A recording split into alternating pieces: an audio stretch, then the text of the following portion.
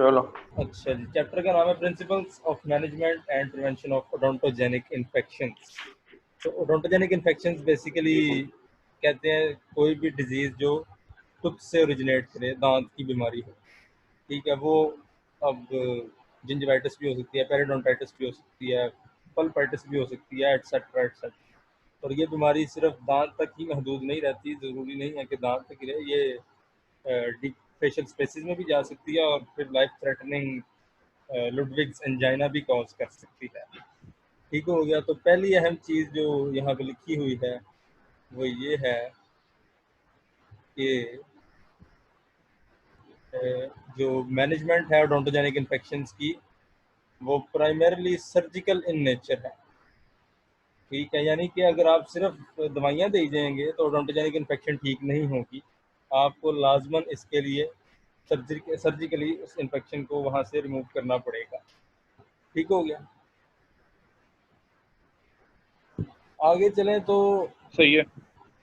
इसकी माइक्रोबायोलॉजी में वो ये बताता है कि इसकी माइक्रोबायोलॉजी बेसिकली पॉलीमाइक्रोबियल है, यानी कोई एक अच्छा। ऑर्गेनिज्म कॉज नहीं करता। यूजुअली मल्टीपल ऑर्गेनिजम्स हैं जो कॉज करते हैं, और यूजुअली जो ओरल बैक्टीरिया, जो ओरल फ्लोरा है नॉर्मल आपके ओरल कैविटी का, वही ये कॉज करता है। ठीक है, these are primarily caused by normal oral bacterial flora. ठीक हो गया, which include the aerobic and anaerobic gram positive और नेगेटिव ऑर्गेनिज्म। अच्छा, साथ ही वो फिर मोस्ट कॉमन इन्फेक्शंस के बारे में बता देता है कि मोस्ट कॉमन बैक्टीरिया कौन से इन्वॉल्व है। मोस्ट कॉमनली जो ग्राम पॉजिटिव इन्वॉल्व है वो आपका स्ट्रेप्टोकोकस विरिडेंस है, और जो ग्राम नेगेटिव इन्वॉल्व है उसकी एग्जांपल्स हैं बैक्टीरियोइड्स, प्रोविटेला, पेप्टोस्ट्रेप्टोकोकस एटसेट्रा। अब एरोबिक और एनारोबिक में डिफरेंस ये है कि जो सुपरफिशियल इन्फेक्शन होती है वो एरोबिक बैक्टीरियाज कॉज करते हैं, और जो डीप स्पेस की इन्फेक्शन हो जाती है वो आपके एनारोबिक बैक्टीरियाज प्रोवाइड मतलब वो एनारोबिक बैक्टीरियाज कॉज करेंगे। ठीक हो गया। तो स्टार्ट जो है वो बेसिकली ये करता है विरिडेंस स्ट्रेप्टोकोकाई, जो कि एक फैकल्टेटिव ऑर्गेनिज्म है, यानी ये एरोबिक में कंडीशंस में भी रह सकता है और एनारोबिक कंडीशंस में भी ये रह सकता है। तो जब फर्ज करें जब इन्फेक्शन सुपरफिशियल से डीप की तरफ जाएगी, तो ये चूंकि एनारोबिक कंडीशंस में सर्वाइव कर लेता है, तो ये जो एनारोबिक डीपर स्पेसेस हैं वहाँ पे ये सर्वाइव करके इन्फेक्शन को स्प्रेड करवाता है।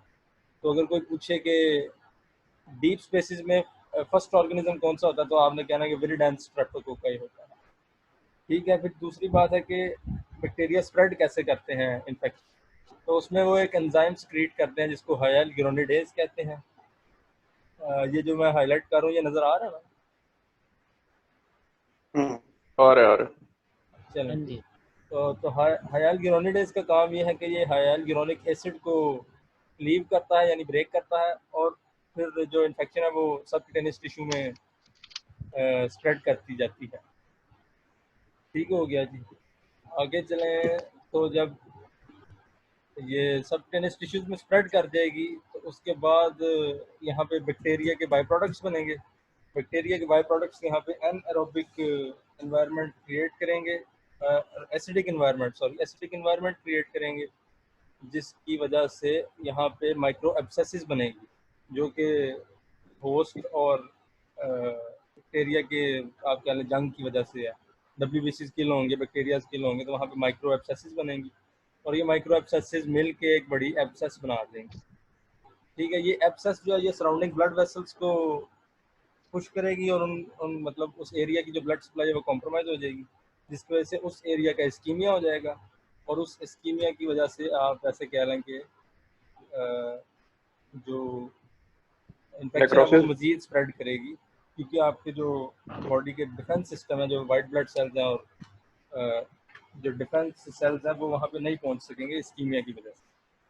ठीक हो गया। तो ये मोटी मोटी माइक्रोबायोलॉजी थी कि एरोबिक सुपरफिशियल इन्फेक्शन कॉज करेगा, एनारोबिक डीप इन्फेक्शन कॉज करेगा, hyaluronidase acid hyaluronidase enzyme create करेगा, एसिडिक एनवायरनमेंट क्रिएट करेगा, एब्सेस बनेगी, उसकी वजह से इस्कीमिया हो जाएगा। ओके है? हाँ ओके ठीक है। अच्छा जी, अब अगर आप ये देखें तो यहाँ पे एक टेबल बना हुआ है जो कि बता रहा है कि कौन से gram positive bacteria most common है और कौन से सॉरी ग्राम पॉजिटिव नेगेटिव नहीं, एरोबिक और एनारोबिक कौन कौन से मोस्ट कॉमन बैक्टीरिया इन्वॉल्व हैं। तो जो एरोबिक है उसमें मोस्ट कॉमन उसने पहले ही बता दिया, स्ट्रेप्टोकोकस विरिडेंस है, उसके अलावा स्टेफिलोकोकस है, सूडोमोनास है, कोराइनिबैक्टीरियम है। एनारोबिक में प्रोबेटेला बैक्टीरियोइड्स, पेप्टोस्ट्रेप्टोकोकस और पायरोमिनास। ये तो रट्टे की चीज़ें हैं, ये आपने वैसे ही याद करनी है। आगे चलें तो आ जाता है इसमें जी पैथोफिजियोलॉजी, ये ओडोंटोजेनिक इन्फेक्शन कैसे स्प्रेड करेगी। ठीक है जी, तो उसमें जो मोटी सी एक चीज़ है वो ये है कि पैथोफिजियोलॉजी में कि इन्फेक्शन वहाँ पे जाएगी जहाँ पे उसको लीस्ट रेजिस्टेंस मिलेगी। ठीक है, infection will spread through the path of least resistance. ठीक है, यानी कि जिस तरफ इन्फेक्शन को कम बोन मिलेगी वो उस तरफ चली जाएगी, मोटी मोटी बात ये है। अब उसकी इसने एक दो एग्जांपल्स दी हैं, वो मैं आपको दिखाता हूँ और साथ थोड़ा सा समझाने की कोशिश करता हूँ। कि अगर आप ये डायग्राम देख रहे हैं तो इसमें उसने कहा है कि दिखाया कि ये एक पेरी रेडिकुलर इन्फेक्शन है जो इस दांत की रूट के साथ हो गई है। अब इसके अगर मैं आपको एनोटेट करके दिखाऊं तो ये इन्फेक्शन है, इस तरफ को बोन थोड़ी है, इस तरफ को बोन ज़्यादा है। ठीक है, तो ये इन्फेक्शन, ये मतलब जो दांत है इसकी रूट चूँकि इस तरफ लेफ्ट साइड की तरफ ज़्यादा करीब है लेफ्ट साइड की बोन से, तो इन्फेक्शन को लेफ्ट साइड की तरफ कम बोन को ब्रेक करना पड़ेगा बाहर निकलने के लिए, तो ये लेफ्ट साइड की तरफ जाएगी। इसी तरह अगर दांत की जो रूट है वो ये बेसिकली पैलेटल साइड है और ये आप ऐसे समझ लें कि ये पैलेटल साइड है और ये आपकी हो जाएगी बकल साइड। ठीक हो गया, तो यहाँ पे पैलेटल साइड पे बोन चूँकि कम है क्योंकि दांत का टिल्ट उस तरफ का रूट का, तो ये पैलेटल साइड को यानी इजीली पैलेटल साइड की तरफ रेजिस्टेंस थोड़ी है तो पैलेटल साइड की तरफ जाएगी इन्फेक्शन, पैलेटल साइड की बोन को इरोड करेगी। ठीक हो गया। इसी तरह वो यहाँ पे एग्जांपल देता है कि अगर आपका मैक्सिलरी दांत है ना, जो ऊपर दिखाया शो किया हुआ उसने इस डायग्राम में 16.2 के अंदर, तो इसमें मैक्सिलरी जो दांत होगा उसकी रूट्स इस तरह टिल्टेड होंगी कि वो जो आपका बकल कॉर्टेक्स है उसको इरोड करेंगी, और जो मैंडिबुलर है वो लिंगुअल कॉर्टेक्स को इरोड करेगा। उसकी दांतों का टिल्ट ऐसा है मैंडिबल। ठीक हो गया। इसी सही तरह है। वो एक और एग्जांपल देता है कि जो आपका इन्फेक्शन का स्प्रेड है वो आपके जो मसल्स हैं उनकी अटैचमेंट पे भी डिपेंड करता है। उसकी एग्जांपल इस डायग्राम में दी है उसने। ठीक है, वो बेसिकली कहता है कि ये आपका सारा जो है ना, ये जो मैं ग्रीन से हाईलाइट कर रहा हूँ, ये है बक्सिनेटर मसल। ठीक है, बक्सिनेटर मसल मैंडिबल की बोन से लेके मैक्सिला की बोन तक अटैच हुआ होगा। ठीक है, अब इसके लेटरली जितना भी एरिया है ना, ये सारी है बकल स्पेस। ठीक है, और इसके मीडियली जितना एरिया ये है वेस्टिबुलर स्पेस। ठीक है, ये बेसिकली पोटेंशियल स्पेसेस होती हैं।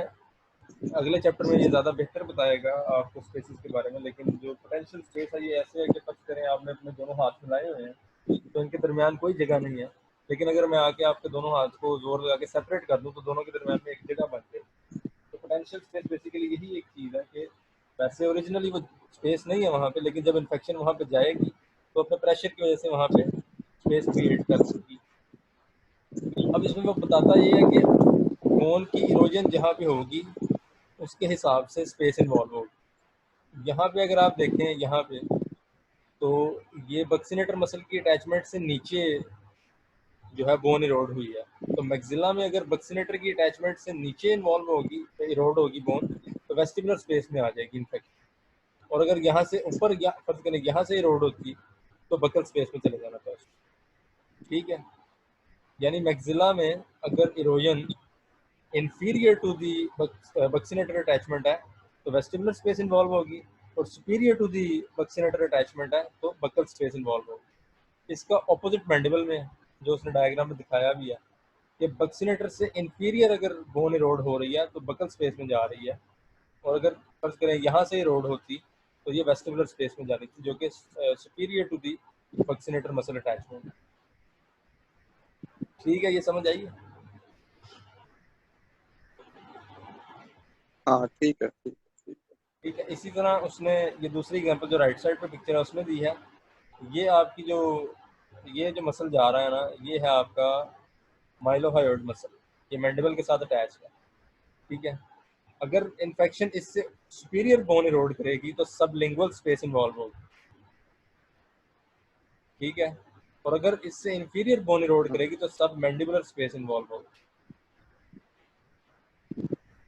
ठीक हो गया, ये भी समझ आ गई। वैसे ये अगले चैप्टर में वो स्पेसिस के बारे में ज़्यादा अच्छा बताएगा, एक्सप्लेन करेगा, तो जब आप अगला चैप्टर पढ़ेंगे तो आपको ज़्यादा अच्छा समझ आ जाएगा। लेकिन बेसिकली वो यहाँ पे ये बता रहा है कि आपकी जो इन्फेक्शन है वो लीस्ट रेजिस्टेंस, जहाँ पे पाथ में लीस्ट रेजिस्टेंस चलेगी वहाँ पे जाएगी। और साथ उसने ये दो एग्जाम्पल से बताया कि अगर बोन किस लेवल पे रोड हो तो कौन सी स्पेस इन्वॉल्व होगी। ठीक हो गया। अच्छा, इसके बाद वो कहता है जब आपकी रोटोजेनिक इन्फेक्शन सॉफ्ट टिश्यूज में चली जाती है तो 4 स्टेप्स हैं या 4 स्टेजेस हैं आप कह रहे हैं जिनसे वो पास करती है। ठीक है, पहली स्टेज को हम कहते हैं इनोकुलेशन स्टेज या oedema stage. Inoculation stage basically ये है कि बैक्टीरिया ने आके सॉफ्ट टिश्यूज में जाके कॉलोनाइजेशन कर ली है, और ये फर्स्ट 3 डेज में होगी, जिसमें एक स्वेलिंग होगी आपके पास जो कि that is diffuse soft doughy red swelling and is mildly tender। आप उसको हाथ लगाएंगे तो वो थोड़ी सी टेंडर होगी। ठीक है, इसके बाद 1 से 5 या आप ऐसे कह लें 3 से 5 डेज जब होंगे तो ये स्टेज सेलुलाइटिस स्टेज में चेंज हो जाएगी। सेलुलाइटिस में ये होगा कि पोस्ट का इन्फ्लेमेटरी रिस्पॉन्स आएगा उस इन्फेक्शन के अगेंस्ट। ठीक है, उसमें आपके वाइट ब्लड सेल्स और बैक्टीरिया आपस में लड़ेंगे और उसमें जो आपकी स्वेलिंग होगी वो बेसिकली इंक्रीज हो जाएगी। ठीक है, और ये वो स्टेज होगी जिसमें आपको पेन बहुत ज़्यादा होगी, पैल्पेशन। ठीक है, that is exquisitely painful to palpation. और तीसरी स्टेज इसके बाद आएगी जिसको एब्सेस स्टेज कहते हैं। एब्सेस स्टेज में बेसिकली एब्सेस बन जाएगी और उसका हॉलमार्क ये है कि उसमें प्यूरलेंस होगी, यानी उस स्वेलिंग में से पस रिलीज होगी। ठीक हो गया। और इसके बाद जब जो एब्सेस है उसको इवेंचुअली आप ड्रेन कर देंगे या खुद अपनी ड्रेनेज उसको जब मिल जाएगी तो वो चौथी स्टेज की तरफ चली जाएगी जिसको रेजोल्यूशन स्टेज कहते हैं। तो 4 स्टेजेस हो गई, इनोकुलेशन, सेलुलाइटिस, एब्सेस और रेजोल्यूशन स्टेज। ठीक है, इनकी Absolutely. ये कैरेक्टरिस्टिक्स लिखे हुए हैं यहाँ पे इस टेबल के अंदर। अब वो बेसिकली तो आप पढ़ लेंगे तो मुश्किल नहीं है इतना, लेकिन मोटी मोटी बातें मैं बता देता हूँ। इनोकुलेशन जो है वो mild form of the disease है, और सेलुलाइटिस उससे बढ़ के है, और एब्सेस मतलब डिजीज़ स्टेज में सबसे ज़्यादा है। लेकिन प्रोग्रेशन के हिसाब से अगर आप देखें तो डिजीज़ इनोकुलेशन में प्रोग्रेस कर रही है, सेलुलाइटिस में भी प्रोग्रेस कर रही है, लेकिन जब एब्सेस स्टेज आ गई है तो उसकी प्रोग्रेशन कम हो जाएगी। ठीक है, इनमें से सबसे जो टेंडर स्टेज है वो सेलुलाइटिस की है, यानी आप उसको हाथ लगाएंगे तो सबसे ज़्यादा दर्द उसके अंदर होगी। कलर का डिफरेंस है, सेलुलाइटिस टोटली रेड होगा, इनोकुलेशन का नॉर्मल है, और एब्सेस में सेंटर शाइनी होगा। इसके अलावा प्यूरलेंस का डिफरेंस है जो कि सिर्फ आपको एब्सेस में मिलेगी, और बैक्टीरियाज जो है वो इनोकुलेशन यानी स्टार्ट ऑफ द डिजीज में क्योंकि सुपरफिशियल होगी तो एरोबिक होंगे, और जो वो डीप होती जाएगी यानी सेलुलाइटिस और एब्सेस की तरफ जाएगी तो एनारोबिक बैक्टीरियाज आते जाएंगे। ठीक है जी। ठीक हो गया। अब आ जाते हैं प्रिंसिपल्स कि आपने एक ओडोंटोजेनिक इन्फेक्शन को मैनेज कैसे करना है। ये माइक्रोबायोलॉजी और पैथोफिजियोलॉजी हो गई है। अब इसमें बेसिकली आपके पास वही पुरानी चीज़ें हैं, हिस्ट्री और एग्जामिनेशन वाली, लेकिन इससे पहले उसने कहा कि अगर आपने किसी भी ओडोंटोजेनिक इन्फेक्शन को ठीक करना है तो उसके लिए 3 चीज़ें ज़रूरी हैं। पहली है कि आप सोर्स ऑफ द इन्फेक्शन को कंट्रोल करें, जो दांत आपका ख़राब है आपने उसको उसकी खराबी को दूर करना है या उसको एक्सट्रैक्ट करना है। दूसरी चीज़ आपको चाहिए कि आपने ड्रेनेज इस्टेब्लिश करनी है, कि जहाँ पे इन्फेक्शन इकट्ठी हुई है, फॉर एग्जाम्पल एब्सेस है, तो आप उसको वहाँ से निकाल दें सारा। तीसरा, mobilising the host defence system. कि आपने फॉर एग्जांपल अगर इम्यूनो कॉम्प्रोमाइज है तो एडिशनल आपने एंटीबायोटिक्स देनी है वगैरह। और दूसरी बात उसने फिर यहाँ पर रिपीट किया कि अगर आपको ओडोंटोजेनिक इन्फेक्शन हो गया तो उसकी management primarily surgical in nature है। ठीक है, सिर्फ दवाइयों से ठीक नहीं होगी, आपको सर्जिकली उस एरिया को जो इन्फेक्शन वहाँ पे है उसको आपसे ख़त्म करना पड़ेगा, वरना ये ठीक नहीं होगा। अच्छा जी। अब उसके कुछ प्रिंसिपल्स हैं, आज सिर्फ पहला ही प्रिंसिपल करना है हमने। पहला प्रिंसिपल ये है कि आपने डिटरमिन करना है कि बीमारी की सीवियरिटी कितनी है। की ज़रूरत इसलिए पेश आएगी कि आपको पता चले कि आपने एक तो जनरल डेंटिस्ट ही इसको ठीक कर लेगा या उसके लिए सर्जरी की ज़रूरत है, या और फिर साथ साथ ये कि कितनी जल्दी इसको ट्रीटमेंट की ज़रूरत है या ये लाइफ थ्रेटनिंग तो नहीं है। अब इसमें पहला काम आपका यही है कि आपने उससे हिस्ट्री लेनी है। हिस्ट्री के लिए इसने लंबे चौड़े लिखे हैं, पैरे पे पैरे लिखे हैं, लेकिन आप मोटी मोटी बातें यहाँ से देख लें इस टेबल में। कि सबसे पहले आपने उससे पूछना है आपकी चीफ कंप्लेंट क्या है, जिसमें वो बताएगा कि पेन है या स्वेलिंग है। उसके बाद आपने इसमें कुछ चीज़ें मतलब इम्पोर्टेंट है। फॉर एग्जांपल अगर वो आपको कहता है पेन है और वो कहता है कि कल ही शुरू हुई है और बड़ी सख्त किस्म की पेन हो रही है, तो आप समझेंगे कि डिजीज़ का जो सीवियरिटी है वो ज़्यादा है। अगर वो आके ये कहता है कि पेन जी दो महीने से हो रही है और हल्की हल्की कभी होती है कभी नहीं, तो आपको पता चल जाएगा कि उसकी सीवियरिटी कम है। ठीक हो गया। फिर आपने उससे दूसरी चीज़ पूछनी है history of the presenting illness, जिसमें वही ओडीपारा का आपको याद होगा, माशाल्लाह सबने मेडिसिन पास की हुई है। तो हिस्ट्री एक पूछेंगे दफा आप दोबारा उससे। बता दे। ओडीपारा, बेयरली। ओडीपारा दोबारा बताऊँ ना करें यार। आपने हाँ। उससे पूछना है ऑनसेट कब हुआ था। ठीक है। अच्छा। तो उसके बाद ड्यूरेशन। आपने पूछना है ड्यूरेशन कितनी है, कब से हो रही है, कितनी देर होती है। फिर आपने उससे पूछना अच्छा। है ई से क्या बनता है, प्रोग्रेशन। प्रोग्रेशन। हाँ जी, कि अच्छा। प्रोग्रेशन। बढ़ती, जी जी, बढ़ती जा रही है कि उतनी ही है सीवियरिटी। फिर ए आ गया आपका अच्छा। Aggravating factors, relieving factors, associating factors, सही। और एक कोई और चीज़ रह गई मैंने बीच में एसोसिएटेड साइन एंड सिम्टम्स आखिरी था। जी जी। हो गया था। हाँ फिर जबरदस्त। आपने उससे उसकी जो चीफ कंप्लेंट है उसकी हिस्ट्री लेनी है। फिर आपने उससे मेडिकल हाँ। हिस्ट्री लेनी है कि इम्यूनो सही। कॉम्प्रोमाइज तो नहीं है, और साथ आपने मेडिकेशन पूछनी है कि मेडिकेशन तो नहीं लेता। फॉर एग्जांपल अगर वो कोर्टिकोस्टेरॉइड्स ले रहा है तो वो इम्यूनो कॉम्प्रोमाइज हो सकता है। फिर आपने सोशल हिस्ट्री सही। पूछनी है, जिसकी अहमियत उसने आगे लिखी है कि उसको डेंटल केयर तक एक्सेस है कि नहीं, और साथ अगर कोई सिगरेट तंबाकू वगैरह का तो नहीं है, वरना स्वाद तो नहीं खाता। और एंड पे आपने हिस्ट्री के पार्ट में उसके सिस्टम्स रिव्यू करने हैं, जिससे यही पता चलेगा कि उसको कोई और कोमॉर्बिडिटी तो नहीं है। फॉर एग्जांपल हार्ट का पेशेंट तो नहीं है, या उसको सांस का मसला तो नहीं है वगैरह, या डायबिटीज़ तो नहीं। ठीक हो गया। ये आपकी हिस्ट्री थी। अब दूसरा इसमें आ जाता है कि फिजिकल एग्जामिनेशन करना है। अब फिजिकल एग्जामिनेशन में उसने ये कहा है बेसिकली कि आपने सीधा उसके मुंह में नहीं देखने लग जाना। आपने तीन चार चीज़ें चेक करनी है उसकी। सबसे पहले आपने उसके वाइटल साइंस लेने हैं।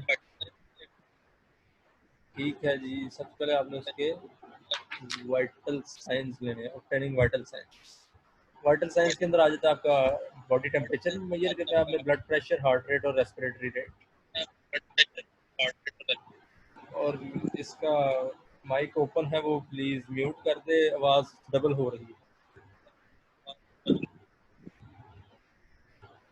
अच्छा, खैर आपने टेम्परेचर लिया, ब्लड प्रेशर लिया, हार्ट रेट लिया और रेस्पिरेटरी रेट, ये चार चीज़ें हैं आपकी जिनको वाइटल साइंस कहते हैं। अब वो कहता है ये ज़रूरी इसलिए कि अगर आपकी ओडोंटोजेनिक इन्फेक्शन है तो उसके साथ आपको यूजुअली टैकीकार्डिया मिलेगा, टेकिपनिया मिलेगा और हाइपरटेंशन मिलेगी। और अगर आपका टेम्परेचर 101 से ज़्यादा है तो ये इंडिकेट करता है कि आपको सेप्टिसीमिया या बैक्टीरियमिया हुआ है कि आपके जो ब्लड के अंदर है वो बैक्टीरिया फैल चुके हैं या उनके टॉक्सिन्स फैल चुके हैं।